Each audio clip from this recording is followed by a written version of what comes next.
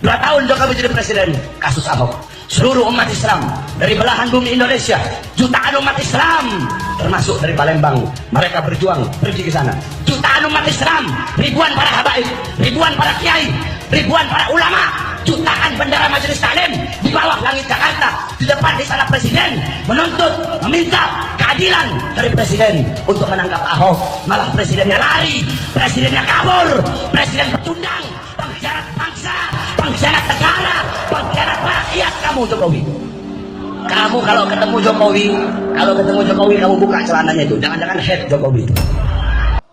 Udah menteri agamanya saudara sesat, kurang ajar, korinya dajjal, istananya menjadi istana iblis.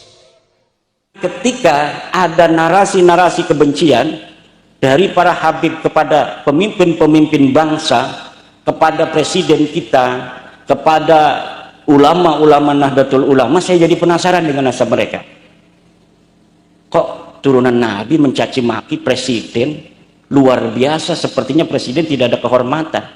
Padahal presiden ini memimpin 270 juta penduduk Indonesia yang kemuliaannya mewakili kemuliaan seluruh anak bangsa Indonesia. Tapi di hadapan dia yang merasa sebagai turunan Nabi, itu seperti tidak ada harga dan tidak ada nilainya. Jangan-jangan semacam ini bukan keturunan Nabi. Saudara sekalian, ternyata 2 video yang Anda saksikan barusan itu merupakan latar belakang besar terjadinya atau munculnya seorang pejuang dari Banten, saudara sekalian. Tidak ada lain yaitu Kiai Haji Amiruddin Utsman Al-Bantani, saudara sekalian. Bagaimana Rizik Syihab dan Bahar bin Smith menghina Bapak Joko Widodo dulu, saudara sekalian, ketika masih menjabat sebagai presiden. Oke, selengkapnya mari kita sama-sama simak penjelasan dari Kiai Haji Amiruddin Utsman Al-Bantani. Silakan. Alhamdulillahil malikil hakim, al-jawadil karimil azizir rahim, fattariqu ilaihi wadihul lil qasidin, waddalilu alaihi laihul lin nazirin, wassalatu wassalamu ala sayyidina Muhammadin wa ala alihi wa sahbihi at-tayyibin at-tahirin. Allahumma ij'al hadzal ma'hada ma'hadan mubarakan ta'ti talamidatuhu min kulli makan. Allahumma amtir sabibar rahmati ala sayyidina Syekh Yazid Abdul Rahman. Allahumma ighfir lahu warhamhu wa'afihi wa'fu anhu wa akrim nuzulahu wa wasi' madkhalahu waghsilhu bil ma'i wa thalji wa naqqihi minal khataaya kama yunaqqa thawbul abyadu minad danas. Ya hayyu ya qayyum, ya hannanu ya mannanu ya dayyanu ya sultanu ya dzal jalali wal ikram. Amma ba'du, hadaratil mukarramin, Ibunda Nyai Hajjah Aminah Yazid Abdul Rahman, mata'anallah bituli hayatiha, para kesepuhan pengasuh pondok pesantren Ar-Rahman MTS Al-Hikmah Kalikabong, wabil khusus Kiai Haji Nur Khalis, Kiai Haji Ridha dan Gus Wildan, serta semua anak-anak daripada Al-Maghfurlah Syekh Yazid Abdul Rahman, Bapak Dandim yang saya banggakan, Bapak Kapolres yang saya banggakan, Bapak Bupati, Ketua PWILS Purbalingga, Panglima Laskar PWILS Purbalingga, Ketua PCNU, dan seluruh teman-teman Banser yang hadir pada hari ini ikut mensemarakan acara akhirus sanah pondok pesantren ini. Semoga kita semua, bapak-bapak, ibu-ibu hadirin, dalam keberkahan, dipanjangkan umurnya, dibanyakkan rizkinya, dinaikkan derajatnya. Dan apabila ibu-ibu ada yang hamil pada malam hari ini, semoga anaknya jadi anak yang saleh-salehah, dan jadi pemimpin bangsa, pemimpin agama yang akan membawa masyarakatnya, agamanya dan bangsanya ke dalam pencerahan yang akan mensejahterakan di dunia dan memasukkan dalam ridha Allah serta sampai ke dalam surga. Syukur kepada Allah, malam hari ini kita dapat berkumpul di tempat yang mulia ini, tempat yang penuh barokah, tempat yang dulu Waliullah Gus Dur radhiyallahu anhu pernah ke sini. Mudah-mudahan kita mendapatkan sabibar rahmah daripada atharus salihin, di mana dulu Gus Dur radhiyallahu anhu pernah datang kemari, dan mudah-mudahan kita semua dijadikan oleh Allah Subhanahu wa taala sebagai orang-orang yang dihitung olehnya mencintai para kekasih-kekasih Allah. Pondok pesantren Ar-Rahman ini diambil dari nama Yai Abdurrahman. Dalam Al-Quran itu frase Ibadur Rahman itu berbeda dengan frasa Ibadullah. Dalam Al-Quran ada Ibadur Rahman, ada Ibadullah. Wa ibadur rahmanil ladina yamshuna fil ardi hauna wa idza khatabahumul jahiluna qalu salama. Frasa Ibadullah, innal abrara yashrabuna min ka'sin kana mizajuha kafura ayna yashrabu biha ibadullah yufajjirunaha tarjira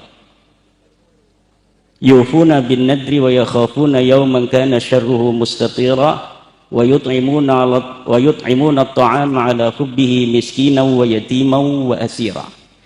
Ini berbeda antara Ibadullah dan Ibadur Rahman. Ibadur Rahman, ciri-ciri pertama yang diberitakan Allah di dalam Al-Quran, alladzina yamsuna 'alal ardi hauna. Orang-orang yang berjalan di atas muka bumi haunan. Syekh Nawawi Tenara Al-Bantani dalam tafsir Munir menafsiri haunan ini ala hayyinin wasakinatin. Tenang, kalau berjalan di atas dunia enggak gerapa-gerupu kayak orang Jawa. Tuh, kayak orang Jawa kan berjalan tenang gitu. Tidak gerasa gerusu. Wa idza khatabahumul jahiluna qalu salama. Dan kalau ada orang-orang bodoh yang mengkhitab Ibadur Rahman ini, qalu salama, selalu membalas dengan peace, damai. Jadi tidak radikal, tidak ingin kerusuhan. Itulah ciri-ciri daripada Ibadur Rahman.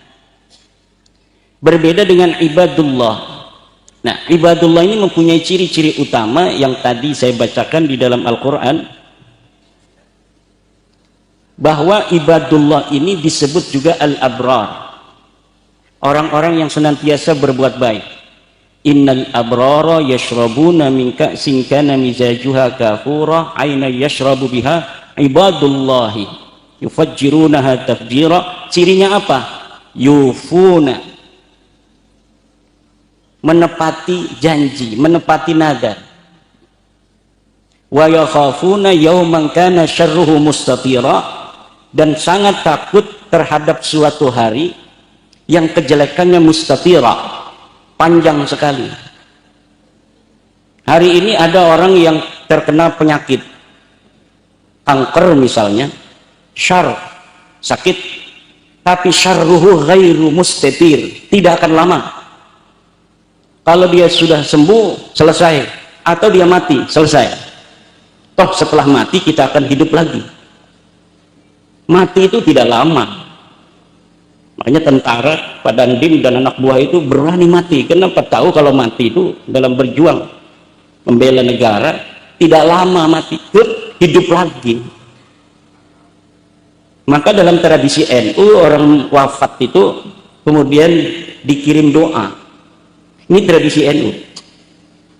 Karena dia hidup lagi, dan orang hidup itu perlu adanya kiriman. Katakanlah yang namanya alam barzah itu seperti tahanan kepolisian, maaf kepolisi, belum divonis, divonisnya nanti setelah yaumul qiyamah. Jadi sebelum hari kiamat orang itu masih di tahanan polsek, belum masuk pengadilan, ini masih bisa berdamai, difasilitasi oleh polsek. Ketika kita orang tua meninggal, atau saudara kita atau keluarga kita siapapun, orang NU biasanya 7 hari tahlil. Tahlil ini katanya bid'ah, karena nggak ada di zamannya Nabi tahlil-tahlilan. Majmu'u tahlil memang tidak ada di zaman Nabi, tetapi ajza'ut tahlil ini semuanya ada dalilnya. Pertama, orang tahlil itu kumpul itu apa? Dalilnya silaturahmi. Yang kedua, baca hadarat, baca Fatihah, iqra'ul Qur'an, ada dalilnya, bacalah Al-Quran, waqra'u ma tayassara minal Qur'an. Kemudian membaca tahlil, la ilaha illallah, la ilaha illallah. Ada dalilnya apa tidak? Ada dalilnya. Man qala la ilaha illallah dakhalal jannah. Makanya orang Wahabi bingung kalau ditanya, katanya yang namanya tahlil itu bid'ah. Setiap bid'ah itu dhalalah, sesat. Kalau sesat berarti masuk neraka. Kullu dhalalatin finnar. Sekarang saya tanya, wahai Wahabi, kalau orang lagi tahlil kemudian sedang baca la ilaha illallah, la ilaha illallah, lalu dia mati, kira-kira masuk surga atau masuk neraka?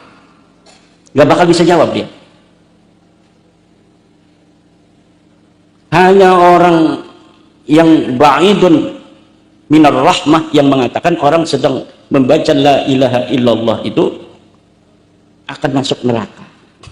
Kalau orang lagi tahlil kemudian dia baca Fatihah, a'udzu billahi minasyaitonir rajim, bismillahirrahmanirrahim, alhamdulillahi rabbil alamin, plak mati, kira-kira masuk surga atau masuk neraka? Jawab. Diem aja ngerokok PWI, orang baca Fatihah mati, masuk surga atau neraka? Surga. Siapa orang yang bilang orang baca Fatihah mati masuk neraka? Kemudian ada berkat. Apa berkat itu? Tasaddaqu, perintah bersedekah. Jadi walaupun tradisi tahlil yang ada di Nahdlatul Ulama itu tidak ada majmu', dalilul majmu', dalil keseluruhannya, tapi kalau dia diperinci, ditafsil, di ajza, semuanya ada dalilnya. Kata Syekh Nawawi Tenara, alladzina yamsuna 'alal ardi haunan, itu maknanya ala hayyinin wasakinah. Ibadur Rahman itu adalah orang-orang yang berjalan di atas muka bumi ala hayyinin wasakinah. Dia santai, tidak gerapah gerupu. Ini Syekh Nawawi punya tafsir namanya Tafsir Munir. Dikenal oleh santri namanya Tafsir Munir, tapi nama sebenarnya adalah Tafsir Marah Labib, 2 jilid. Ini beliau mengarang sebagian di Banten, sebagian di Mekah Al-Mukarramah. Maka saya pernah bilang bahwa seluruh Ba'lawi yang masih hidup maupun yang meninggal kalah utamanya dengan Syekh Nawawi Tenara. Kenapa? Karena Syekh Nawawi punya Tafsir Munir.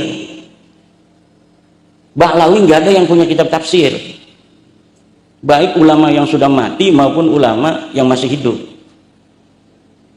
Ba'lawi punya Bughyatul Mustarsyidin, Syekh Nawawi punya Nihayatuz Zaid. Ba'lawi punya An-Nasaih Ad-Diniyah, Syekh Nawawi punya Nasaihul Ibad. Ba'lawi punya Risalatul Muawanah, Syekh Nawawi punya Maraqil Ubudiyah. Ba'lawi punya Safinatus Shalah, Syekh Nawawi punya Bahjatul Wasail. Gak ada yang misalnya orang-orang Habib-Habib itu Ba'lawi nyamain Syekh Nawawi dalam karyanya, gak ada.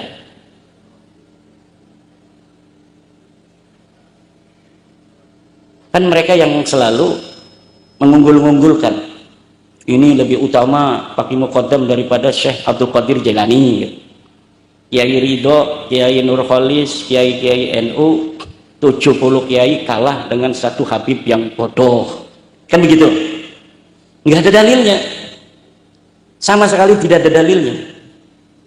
Bahkan dalilnya dusta. Dusta pada siapa? Dusta kepada Ibnu Hajar. Mereka selalu membawa-bawa nama Ibnu Hajar. Katanya Ibnu Hajar dalam pendapatnya mengatakan 70 habaib lebih 70 kiai kalah oleh satu Habib yang bodoh. Dari mana itu dia menukil pendapat Ibnu Hajar? Tidak ada, hanya kebohongan saja. Tidak ada Ibnu Hajar dalam kitab Tuhfahnya, dalam kitab Fatawinya, dalam kitab-kitab yang lainnya menyatakan bahwa satu Habib yang bodoh lebih mulia daripada 7 kiai. Tidak ada. Lalu dari mana itu frasa? Itu dari kitab Ba'lawi sendiri, karya Zain bin Smith. Dalam kitab karya Zain bin Smith ditukil katanya Imam Ibnu Hajar berkata seorang Habib yang bodoh lebih mulia dari 70 ulama. Betul atau tidak kutipan itu? Kutipan itu kutipan dusta. Tidak ada Ibnu Hajar dalam seluruh kitabnya mengatakan orang berilmu kalah dengan satu Habib yang bodoh. Jangankan 70 ulama, satu ulama saja tidak bisa dikalahkan oleh seorang turunan Nabi yang asli. Tidak ada. Bahkan Syekh Nawawi Tenara dalam Maraqil Ubudiyah, al-alimul lidhi la yantasibu ila nabiyyi yafuqu 60 darajah mimma yantasibu ila nabi, atau kama qala Syekh Nawawi, bahwa orang yang berilmu yafuqu, dia mengalahkan 60 darajah, 60 derajat daripada orang yang bernisbah kepada Rasulullah Muhammad sallallahu alaihi wasallam. Begitu pula ulama-ulama yang lain, semacam Imam Al-Bujairimi mengatakan yang sama dengan Syekh Nawawi Tenara. Termasuk Ibnu Hajar. Lihat ini para santri, periksa dalam fatwa atau fatawi Ibnu Hajar, bagaimana pendapat Ibnu Hajar tentang kemuliaan ilmu dan kemuliaan siyadah, keturunan Nabi asli. Ini yang asli, bukan yang palsu. Kata Syekh Ibnu Hajar bahwa anak perempuan seorang alim tidak sekufu dibanding dengan anak seorang sayyid turunan Nabi yang asli yang bodoh. Jadi bapaknya sayyid ini bodoh, punya anak laki-laki. Di sini ada anaknya kiai, punya anak perempuan. Maka ini ada mulkafa'ah bainahuma, tidak satu derajat di dalam pernikahan. Apabila perempuan anak kiainya ini tidak rela, apabila dia tidak suka, maka bapaknya tidak boleh mengijbar. Kan di dalam madzhab Syafi'i ada yang disebut wali mujbir. Mahwal waliyul mujbir. Wali mujbir adalah seorang ayah dan kakek yang bisa mengawinkan anak perawan tanpa seizin daripada anak perawannya itu, dengan syarat dinikahkan dengan orang yang berprestasi, yang satu kufu. Jika dinikahkan dalam keadaan ijbar itu tidak satu kufu, maka anaknya bisa lapor kepada hakim bahwa dia tidak setuju. Itu dalam madzhab Syafi'i. Jadi walaupun ada privilege bagi ayah kandung dan kakeknya, yaitu bisa menikahkan tanpa izin, tapi disyaratkan menikahkannya dengan orang yang berprestasi, dengan orang yang satu kufu. Tidak boleh menikahkan dengan orang yang sembarangan. Tapi kalau si anak perempuannya ini senang, walaupun tidak satu kufu, tidak satu derajat, sah nikahnya. Itu dalam fikih begitu. Tidak seperti Ba'lawi ini. Kalau nikah katanya anak perempuan Ba'lawi dengan orang Purbalingga, maka ini orang Purbalingga dihitung berzina seumur hidup. Dia tidak akan dapat syafaat dari Nabi sampai dia mengembalikan keperawanannya si anak Habib itu. Nah ini hadza laisa min ta'alimil Islam. Ini tidak ada dalam ajaran Islam. Hanya ditemukan dalam buku-buku Talmud kaum Yahudi. Dalam buku-buku Talmud kaum Yahudi, kitab-kitab Talmudnya kaum Yahudi, ada ajaran semacam itu. Kalau seorang turunan Yahudi, perempuan dinikahkan bukan dengan Yahudi, maka pernikahannya tidak sah. Tapi dalam ajaran Islam tidak ada yang semacam itu.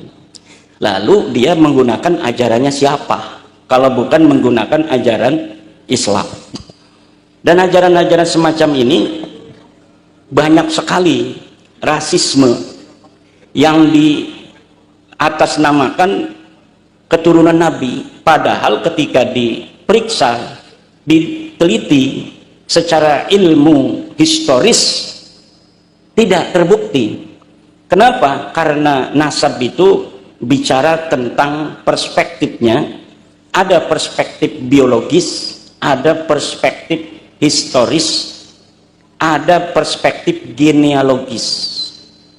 Perspektif historis itu dilihat dari buku-buku sejarah. Betulkah pengakuan dia bahwa dia keturunan daripada seseorang di masa lalu yang besar? Ngaku keturunan Raden Wijaya, ngaku keturunan Sunan Gunung Jati, ngaku keturunan Sunan Ampel, ngaku keturunan Nabi Muhammad. Ini perlu adanya masdarun awwaliyun, bukti primer. Bukti itu ada bukti primer, ada bukti sekunder, ada bukti tersier. Bukti primer itu adalah buku yang dia tulis ketika dia hidup, yang menandakan bahwa dirinya betul-betul sosok historis, bukan fiktif. Misal Prabu Siliwangi menulis sebuah prasasti yang dikenal sekarang dengan batu tulis. Nah, ini merupakan bukti primer adanya sosok seseorang yang bernama Prabu Siliwangi, yang batunya dapat diteliti secara kajian epigraf, kajian arkeologis, bahwa betul batu dengan guratan-guratan yang tertulis di atasnya itu berumur 2000 tahun atau 1500 tahun atau 500 tahun. Itu ahlinya akan bisa membaca. Jadi nggak bisa seseorang di masa kini beli batu yang umurnya 5000 tahun, kemudian dia gurat dengan guratan hari ini, lalu diatribusikan bahwa batu ini ditulis 500 tahun yang lalu. Ini bagi para ahli akan ketahuan bohongnya. Jangan sembarangan, walaupun batunya berumur 5000 tahun. Karena dari nisbah guratan dengan batu ini akan diketahui unsur-unsur apa yang membentuk tulisan ini bisa ada di dalam batu. Misal dari logam, nanti sisa-sisa logamnya ini, obeng yang dipakai pahatnya, ketahuan ini pahatannya besi yang campurannya besi Cilegon yang dicampur dengan bahan kimia tertentu yang ada diproduksi pada tahun 2020. Itu akan ketahuan oleh para ahli. Nggak mungkin kedustaan itu tidak bisa dilacak. Contoh, tahun 1970 geger di Jawa Barat diketemukan sebuah naskah namanya naskah Wangsakerta, Kiai Ridho. Naskah Wangsakerta ini itu melampaui zamannya. Dia bicara tentang sejarah Jawa Barat, Banten, tetapi di dalamnya ada frasa-frasa penemuan yang hanya bisa dibaca kesimpulan itu setelah sebelum tahun 1970. Diberikannya tahunnya itu 1679, bahwa ini manuskrip Negara Kertabumi atau disebut naskah Wangsakerta karena katanya ditulis oleh seorang pangeran dari Cirebon, namanya Pangeran Wangsakerta, diberi angka tahun 1769. Di situ ada sejarah-sejarah yang sangat modern, seperti tentang teori evolusi Darwin. Itu sudah ada di buku naskah Wangsakerta yang katanya ditulis tahun 1600. Padahal teori evolusi Darwin itu abad 19.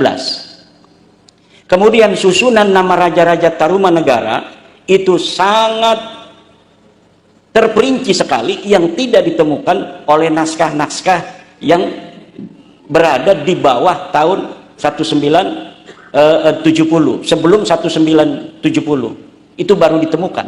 Jadi 1600 ini tidak mungkin kesimpulan itu bisa ada, karena waktu itu belum ada peneliti dari Belanda. Karena kesimpulan seperti itu hanya digelontorkan, dikeluarkan oleh peneliti-peneliti Belanda. Tetapi dalam naskah itu kesimpulan para sejarawan Belanda sudah ada. Itu dari teks dan intertekstualitas dapat ditengarai bahwa manuskrip Negara Kertabumi adalah manuskrip palsu. Lalu Profesor Bukhari dari Universitas Indonesia terjun ke lapangan memeriksa media yang dipakai. Medianya nampak begitu lusuh. Sepertinya ini manuskrip memang secara pandangan mata ini dibuat tahun 1600-an. Tapi ketika seorang ahli seperti Profesor Bukhari itu dengan ludah kemudian dia menekan, hanya dengan tangannya, belum diuji lab, itu sudah kelihatan bahwa kertasnya adalah kertas Manila yang diproduksi tahun 1960.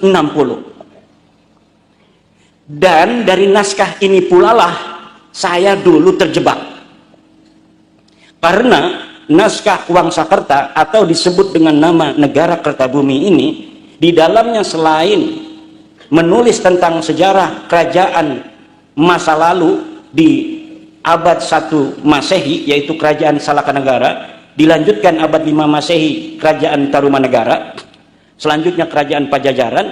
Di sana juga mencakup sejarah Kesultanan Cirebon dan Kesultanan Banten. Dan di dalam salah satu konten yang ada di dalam manuskrip itu ada silsilah Sunan Gunung Jati Syarif Hidayatullah. Dan di dalam manuskrip palsu itu nyatakan bahwa Sunan Gunung Jati itu berasal dari Yaman. Bapaknya namanya Abdullah bin Ali Nurul Alam, terus ke Abdullah Azmatkan, terus ke Ba'alawi. Jadi satu marga dengan Habib-Habib itu. Itu sampai tahun 2022 saya meyakini itu. Sampai tahun 2017 dari Naqobah Ansab Aulia Tis'ah datang ke saya bahwa Kiai, ini saya menemukan sebuah manuskrip yang menyatakan bahwa Sunan Gunung Jati bukan dari Ba'alwi. Saya tolak, tidak bisa, karena saya memiliki manuskrip. Sekarang manuskripnya aslinya masih ada di Museum Sri Baduga Maharaja yang ada di Bandung. Ini fotonya. Di situ ada nama Ba'alawi dalam silsilah Sunan Gunung Jati. Tapi itu Kiai katanya kayaknya manusia palsu, itu kata orang-orang Naat itu dari Madura. Saya belum menerima tahun 2017 itu.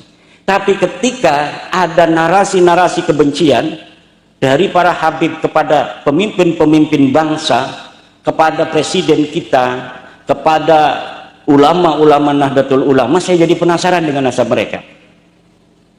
Kok turunan Nabi mencaci maki presiden? Luar biasa, sepertinya presiden tidak ada kehormatan. Padahal presiden ini memimpin 270 juta penduduk Indonesia yang kemuliaannya mewakili kemuliaan seluruh anak bangsa Indonesia. Tapi di hadapan dia yang merasa sebagai keturunan Nabi itu seperti tidak ada harga dan tidak ada nilainya. Jangan-jangan semacam ini bukan keturunan Nabi. Waktu itu saya memeriksanya hanya person per person saja. Jadi yang mencaci maki itu saja yang saya periksa nasabnya. Setelah saya periksa nasab dua orang, Rizik Syihab dan Bahar Smith, itu kemudian kesimpulannya di luar dugaan. Ternyata Bukan hanya dua orang ini yang bukan keturunan Nabi. Semua orang yang bernasab kepada Alwi bin Ubaidillah ini bukan keturunan baginda Nabi besar Muhammad sallallahu alaihi wasallam. Dilihat dari ilmu sejarah, tidak ada sama sekali. Mereka baru mengaku pada abad ke-9 Hijriah. Sekarang kan abad ke-15 Hijriah. Mereka mengaku di abad 9 Hijriah tentang leluhurnya yang namanya Alwi yang ada di abad ke-5 Hijriah. Alwi ini punya ayah namanya Ubaid, ada di abad ke-4 Hijriah, 383 Hijriah. Ini leluhur mereka ini katanya keturunan Nabi dari seorang turunan Nabi asli namanya Ahmad bin Isa. Saya periksa Ahmad bin Isa di dalam kitab-kitab sezaman yang satu masa dengan Ahmad bin Isa, tidak ada Ahmad bin Isa mempunyai anak namanya Ubaid ini. Tidak ada Ahmad bin Isa punya punya cucu namanya Alwi. Tidak ada sama sekali. Sedang kitab-kitabnya di zaman itu abad ke-4 banyak sekali. Imam Syafi'i kan abad ke-2 Hijriah. Beliau wafat di awal abad ke-3, 204 atau 205 Hijriah. Itu kitabnya masih ada sampai sekarang. Ubaid ini itu adanya di abad 4. Tentu lebih banyak lagi yang dikarang oleh ulama-ulama di Yaman pada saat itu. Kita periksa satu persatu daripada kitab-kitab yang menyebut kota Yaman, yang menyebut Kabupaten Tarim. Di situ disebutkan dalam kitab Tabaqat Fuqaha'il Yaman, siapa-siapa saja ulama yang ada di Tarim. Tidak ada nama-nama yang disebut sebagai leluhur habaib itu tercatat sebagai orang, sosok historis yang ada di abad itu. Tidak ada. Padahal ulama-ulama biasa ditulis. Nah, yang katanya ulama besar seperti Muhammad Shahid Mirbat, itu ulama besar katanya mujtahid mutlak, ternyata sama sekali tidak dicatat di dalam kitab yang menerangkan ulama-ulama Tarim dan ulama-ulama Yaman. Misalnya begini, sekarang kan tahun 2025. Tahun 2025 ini di Purbalingga ada orang mencatat, misalnya Pak Agus Sukoco. Pak Agus Sukoco itu kan penulis di Purbalingga yang sudah terkenal. Dia nulis sejarah ulama-ulama di Purbalingga.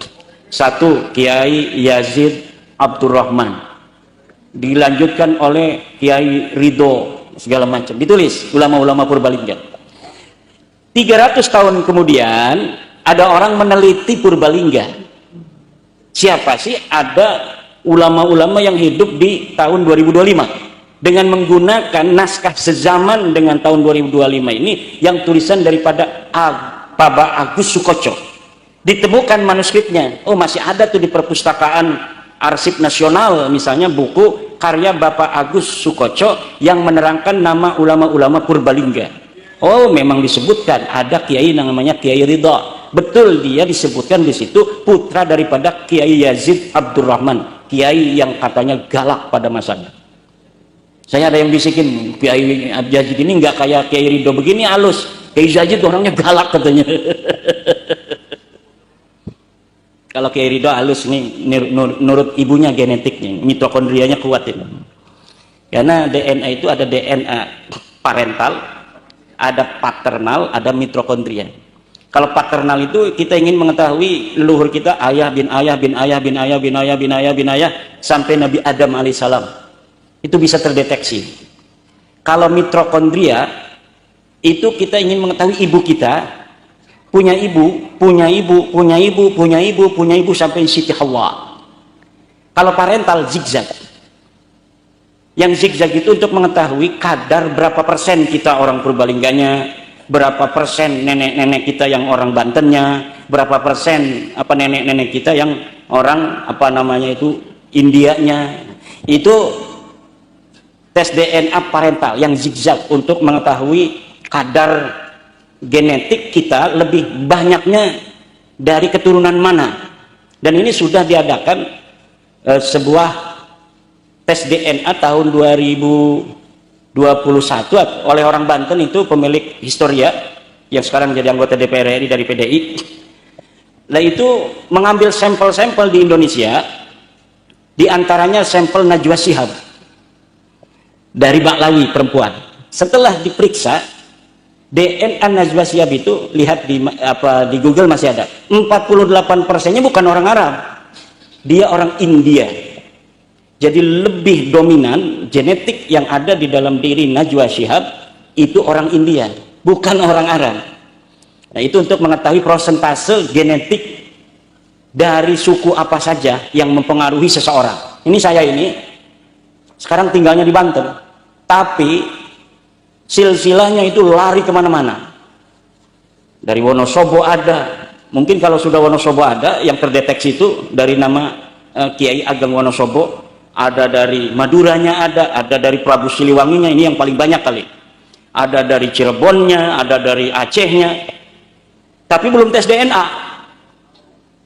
Karena saya bilang kalau tes DNA mau ngapain kita?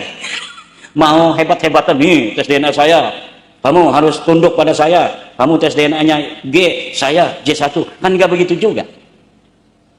Nah, dari situ ada hasil-hasil tes DNA di Family Tree DNA yang hari ini bisa diakses di internet. Coba bapak-bapak, ibu-ibu, punya HP nggak, Bu? Bu punya HP nggak? Punya kan? Ketik di Google searching itu Family Tree DNA atau langsung aja Ba'alawi DNA. Itu akan keluar hasil dari Habib-habib yang sudah tes DNA. Hasilnya apa? G. Artinya apa itu G itu, Kiai? Artinya G itu jangankan turunan Nabi, orang Arab duduk. Jangankan turunan Nabi, orang Arab aja, Bu. Bukan. Kalau orang Arab emang apa? Orang Arab itu J1. J1. Dari mana taunya? Dari sampel-sampel keluarga ring 1 yang ada di Saudi, dari keturunan raja-raja Mekah yang keturunan Nabi. Di dalam tradisi zaman Sultan Utsmaniyah itu, kan dulu kerajaannya namanya Kesultanan Utsmaniyah. Untuk Mekah itu gubernurnya harus keturunan Nabi dari masa lalu. Mulai ganti itu hanya ketika 1924 Sultan Abdul Hamid Kairo, apa namanya itu, Istanbul, dikalahkan oleh Inggris Prancis, sehingga kemudian gubernur Mekah bukan dari turunan Nabi lagi, diganti oleh Raja Saud, dari keluarganya Raja Saud. Tetapi hak mereka tetap diberikan oleh kerajaan. Mereka diberi humus apabila ada pendapatan negara, mereka diberikan hak oleh kerajaan Arab Saudi ini. Dan hari ini keluarga itu sudah tes DNA. Yang keluarga turunan Nabi dari generasi ke generasi itu yang diketahui dan apa namanya terverifikasi dalam data sejarah, terverifikasi dalam ilmu nasab.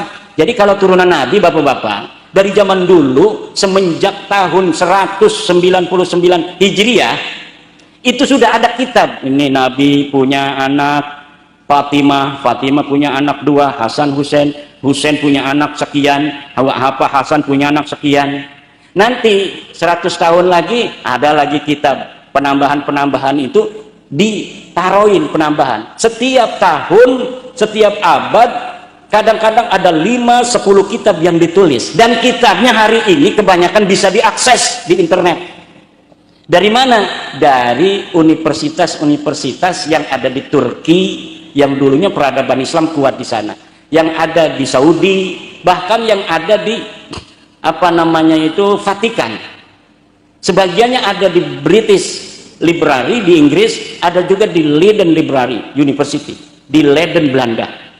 Ini jadi nggak bisa berkutik. Orang yang ngaku cucu Nabi nggak punya data yang valid, itu akan terbongkar. Ditambah lagi DNA hari ini semuanya ditaruh di internet oleh perusahaan DNA. Ada dari EISEC, dari Family Tree DNA, dari Heritage dan lain sebagainya. 180 orang yang tes DNA dari Habib-habib ini semuanya gagal, bukan keturunan Nabi dan bukan bangsa Arab. Dan ini ilmiah. Jadi bukan hoak. Kalau hoak nggak boleh kita ngomong masalah ini, sesuatu yang belum jelas kemudian kita ungkapkan. Karena ada sebuah ungkapan para ulama yang bagi likulli ahadin ayakuna lahu khiratun fi hadan nasabis syarifi hatta la yantasiba ilai ahadun illa bihaqqin. Tidaklah boleh, atau yang bagi seharusnya bagi setiap orang mempunyai kepedulian terhadap nasabnya Rasulullah dan keturunannya, agar tidak sembarang orang bisa untuk mengaku sebagai keturunan Nabi. Ya kalau orangnya soleh sih yang mengaku turun Nabi semuanya bagus-bagus gitu kan, bukan hanya oknum-oknum satu dua, ya masih wajar. Ini oknumnya kebanyakan, bikin kita curiga, nggak percaya kalau dia turun Nabi. Masa ada turun Nabi yang Kristen? Asegap ada yang Kristen. Kemarin di Jepara Al-Habsyi 31 anak-anak diperkosa.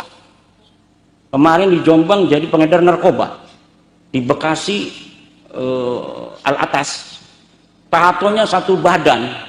Di Banyuwangi bunuhin orang jamaahnya. Bin Yahya di Cirebon merkosa istri orang di Majelis Taklim. Astagfirullah.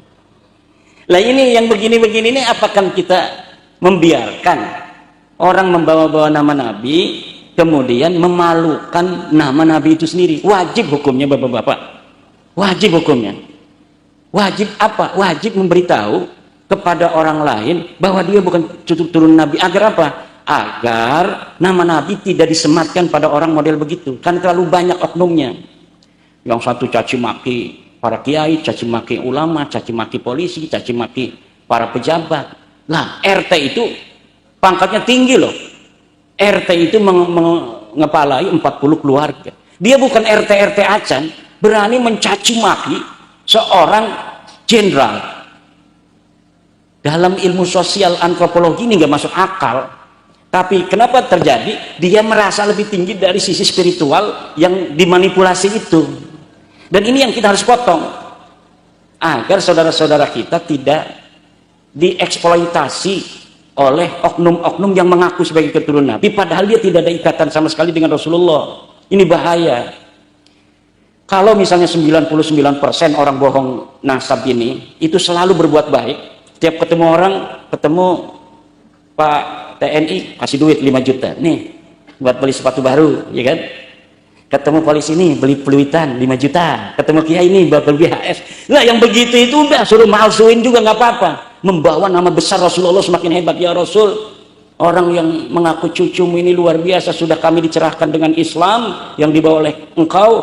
Kamu punya anak cucu yang ngasih duit melulu begini. Kan itu membawa nama besar. Lah ini beda. Bawa nama Nabi, datang ke Gus Wildan, minta duit, dikasih uang sedikit, marah-marah. Ini tadi baru ngobrol dengan Gus Wildan. Iya kan, ini contoh ini fakta. Kan ada fakta, ada teori, ada hukum. Ini fakta loh. Sudah jadi teori, bahkan sudah jadi hukum. Bahwa mereka selalu membawa-bawa nama Nabi untuk mengeksploitasi orang yang masih percaya kepada dia bahwa turun Nabi, untuk diambil manfaatnya baik secara materi maupun secara rohani. Secara rohani, kamu nggak dapat syafaat kalau nggak ikut aneh. Begitu. Nah, ini yang harus dipotong. Wajib bagi semua ulama untuk memagari umatnya agar tidak dibodohi oleh orang-orang yang mengaku-ngaku keturunan Nabi, padahal dirinya tidak ada sama sekali kaitan dengan baginda Nabi. Nah, TWILS ini mohon maaf Pak polisi, dibentuk bukan dalam rangka untuk membuat kerja Pak polisi semakin sibuk, bukan. Kami ingin mempunyai andil dalam kehidupan kami untuk memberi pencerahan terhadap masyarakat kami, terutama warga NU. Karena yang percaya akan penghormatan terhadap keturunan Nabi itu hanya orang NU. Orang Muhammadiyah itu sudah agak modern. Turunan Nabi atau bukan, tidak punya prestasi dalam hidupnya, tidak wajib dihormati. Memang itu ajaran Islam yang asli. Kalau ajaran NU ini ajaran yang ada tasawufnya, jadi ada nilai lebih tasawuf, dan ini dimanfaatkan karena tidak ada dalil satupun dalam Al-Quran, tidak ada dalil satupun dalam Al-Hadis yang mewajibkan umat Islam untuk menghormati keturunan Nabi. Tidak ada. Yang ada itu adalah menghormati ahli baitnya Nabi, keluarga Nabi yang ada pada masanya. Siapa dia? Sayyidina Ali, Sayyidina Fatimah, Sayyidina Hasan, Sayyidina Husain. Ini wajib dicintai, baik oleh orang yang ada pada masanya maupun oleh kita yang ada di hari ini. Kenapa? Karena di hari ini pun banyak orang yang mencaci 4 orang ini. Kenapa? Ajaran daripada konstelasi politik masa lalu yang kemudian menjadi ideologi ajaran kepada merambah kepada ideologis. Jadi bukan hanya tentang politik di masa lalu yang berseberangan, kemudian menjadi dogma ajaran agama. Dari orang-orang Wahabi lebih mengutamakan Sayyidina Abu Bakar, Umar, Utsman. Dari orang Syiah lebih mengutamakan Sayyidina Ali, menantu Nabi dan keluarga Nabi. Nah, dogma ini kemudian sampai saat ini melahirkan Wahabi, di sini melahirkan Syiah. NU ada di tengah-tengah. Ahlussunnah wal Jamaah Asy'ariyah mencintai keluarga Nabi dan menghormati para sahabat Nabi. Nah, dari konteks mencintai keluarga Nabi, ada yang menafsiri keturunannya pun masuk ke dalam keluarga Nabi. Padahal kan ahli bait itu kayak sekarang ibunda Nyai Aminah, ahli baitnya siapa? Ahli baitnya satu Gus Ridho, Gus Wildan, kemudian menantu Kiai Nurholis dan anak-anak yang lainnya, itu namanya ahli bait. Lah kalau keturunan udah 1400 tahun masa masih disebut ahli bait? Bait itu rumah. Rumah itu hanya ada di zaman Nabi kan, rumahnya Nabi. Nah itulah ahli baitnya Nabi. Lah kalau sekarang ahli bait itu berkembang sampai keturunan yang sudah 1400 tahun, itu secara dalil tidak kena. Tetapi dalam tradisi tasawuf Nahdlatul Ulama itu masih diambil dalam keberkahan. Mudah-mudahan saja ada berkah. Tapi secara dalil tidak ada. Siapa yang berani membawa dalil satupun dari Al-Quran hadis bahwa kita wajib mencintai keturunan Nabi? Tidak ada. Oh ada katanya di kitab kuning. Bagaimana? Qala al-imam Asy-Sya'rani radhiyallahu anhu mahabbatu dzurriyyatin nabiyyi wajibatun. Itu bukan dalil namanya. Itu tesis kesimpulan seorang ulama. Tesis itu yahtaju ila dalilin, dia membutuhkan dalil. Dalilnya mana? Oh nggak ada, nggak disebutin. Nah itu namanya kesimpulan yang boleh dipercaya, boleh tidak. Kalau sebuah dalil kalau sebuah ucapan ulama ada dalil dari Al-Quran, wajib kita mengikuti. Misal dalam tradisi Nahdlatul Ulama ada yang disebut karomah, ada yang disebut khurafat. Kalau karomah ini disebutkan dalam Al-Quran, seperti keramatnya Nyi Siti Maryam, dia bisa untuk didatangkan makanan oleh Allah tanpa ada di dalam musimnya. Ini wajib untuk dipercayai. Siapa yang tidak percaya pada keramatnya Nyi Siti Maryam, kafir. Kenapa? Karena keramatnya disebutkan dalam Al-Quran. Siapa orang yang tidak percaya pada keramatnya Asif bin Barhaya, yang dia mengatakan bisa membawa singgasananya Ratu Balqis ke Raja Sulaiman dalam satu kali kedipan mata, tidak percaya hari ini kita pada keramatnya Asif bin Barhaya, itu kafir. Kenapa? Karena keramatnya itu ada di dalam Al-Quran. Siapa yang tidak percaya pada keramatnya Ashabul Kahfi yang bisa tidur 300-an tahun itu, maka dia kafir. Kenapa? Karena keramatnya Ashabul Kahfi disebutkan dalam Al-Quran. Siapa yang tidak percaya keramatnya Faqih Muqaddam dapat mi'raj 70 tahun, maka barokah itu. Kenapa? Karena keramat itu bukan keramat, namanya khurafat. Apa bedanya keramat dan khurafat? Kalau keramat adalah kemuliaan yang diberikan oleh Allah kepada hambanya yang bertakwa berupa hal-hal yang di luar adat kebiasaan. Biasanya yang namanya telur bisa matang kalau digoreng. Ini dikasih sama kiai kita, baru keluar dari bebek, diambil, makan, kemudian kita ambil, udah mateng. Nah itu keramat. Keramat itu dipercaya atau tidak tergantung dari riwayat. Keramat bisa dipercaya atau tidak tergantung dari riwayat. Kalau riwayatnya ini terpercaya, baru satu generasi misalnya yang ngelihat juga banyak orang mutawatir begini. Misalnya saya lagi ceramah, setelah saya lagi ceramah, saya ini apa namanya jampe ini aqua ditumpahin ke gelasnya Kiai Ridho. Semua orang menyaksikan, jalan sendiri nih ya, ding ding ding ding ini semut gitu. Nah itu disaksikan orang banyak. Ini ribuan yang hadir, belum yang di belakang yang pakai layar. Nah ini mutawatir, ini qat'i. Orang yang tidak mempercayainya itu mukabarah, orang yang melawan kebenaran karena riwayatnya qat'i. Tapi kalau keramat-keramat atau bukan keramat, nggak boleh kita bilang keramat, khurafat-khurafat yang sering kita lihat di YouTube dari Ba'lawi, bahwa kakeknya bisa mi'raj 70 kali ke langit. Dari mana taunya? Siapa yang meriwayatkan? Oh, dalam kitabnya Ali Asakron, ada di abad 9 Hijriah. Faqih Muqaddamnya ada di abad berapa? Oh, dia meninggal 653 Hijriah. Berapa ratus tahun jangkanya antara Faqih Muqaddam dan Ali Asakron, orang yang pertama mencatatnya?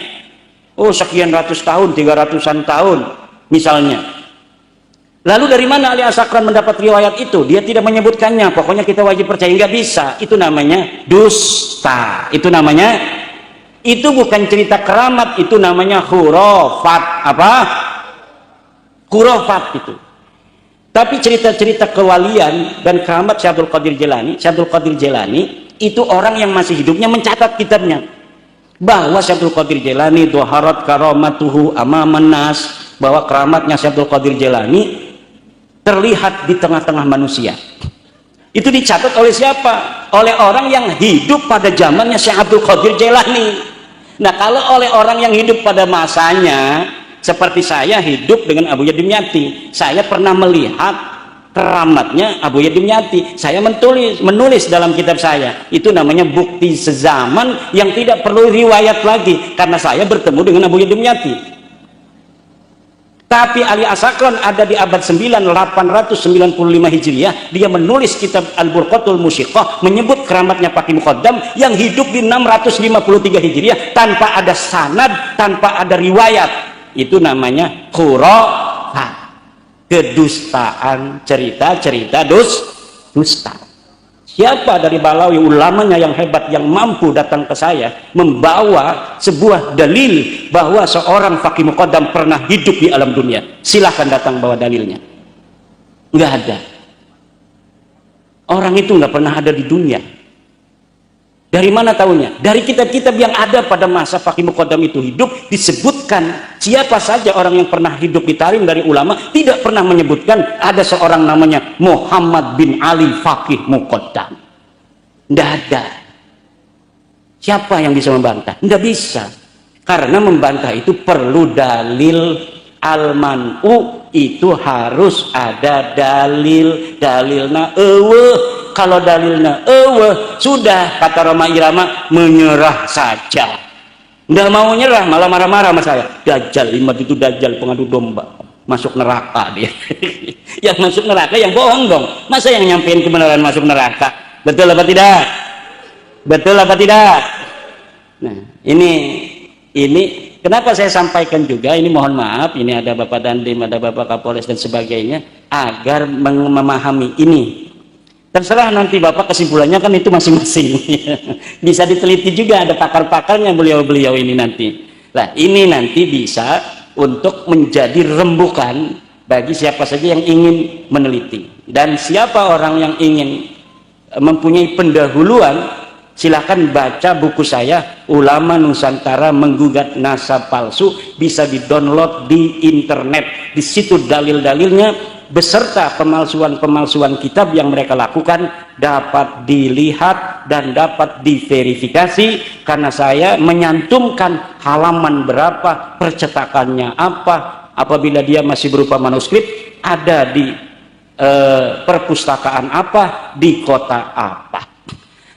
Ibu bapak hadirin ma'asyiral muslimin rahimakumullah, dan yang perlu diketahui lagi, apa yang kami ungkapkan ini bukan karena kebencian, tetapi ingin saudara-saudara kami yang biasa dieksploitasi secara rohani dan materi itu tidak terjadi lagi di masa yang akan datang. Mudah-mudahan pertemuan silaturahmi kita malam hari ini ada keberkahan. Ini tadi acara di Aqsal Madinah sampai sore, alhamdulillah berjalan lancar. 18 pengurus PWI sudah dilantik, dan semoga dapat memberikan yang terbaik untuk bangsa dan negara, terutama untuk umat Islam warga Nahdlatul Ulama. Demikian Ki Ridho, mohon maaf. Mudah-mudahan silaturahmi saya ini mengandung keberkahan buat saya, dan mudah-mudahan ayahanda Syekhuna Kiai Haji Yazid Abdurrahman Allah tambah derajatnya di alam sana, dan anak cucunya mudah-mudahan jadi ulama, jadi pemimpin agama dan pemimpin negara. Demikian, mohon maaf, wallahu huwal muwaffiqu ila aqwamit thoriqin. Wassalamualaikum warahmatullahi wabarakatuh.